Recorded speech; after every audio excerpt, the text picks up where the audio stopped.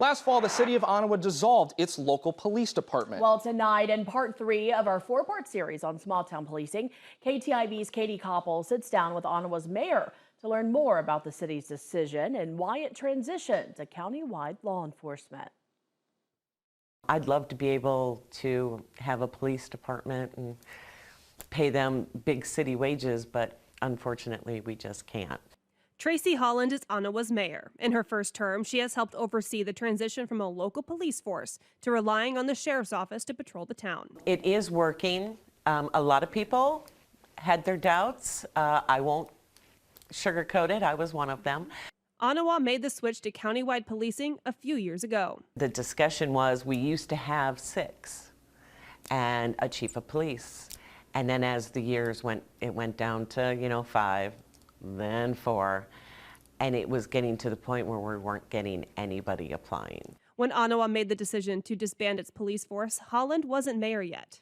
The first thing that popped into my head is I was afraid as just a resident, and I had at the time my youngest 2 children living with me. I was like, the response time.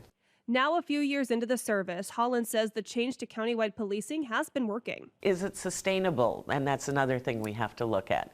But right now, I think it's working. It works for us. Holland says there are so many benefits to living and working in a small town, especially for law enforcement officers. I guarantee you what you get back, it might not be monetary, but you will get back that small town feeling. Everybody knows you. Everybody will look out for you as a police officer. Countywide policing was the right solution for Onawa, for now. But for other rural towns facing the same question, Holland says it's all about doing what's best for your community. A lot of small towns are thinking of going countywide with their sheriff department. It is scary to think of on paper, but when you implement it and you work together, the city and the county sheriff, you're going to find that you're both looking for the same goal and just work at it together. Reporting in Onawa, Iowa, Katie Koppel, KTIV News 4.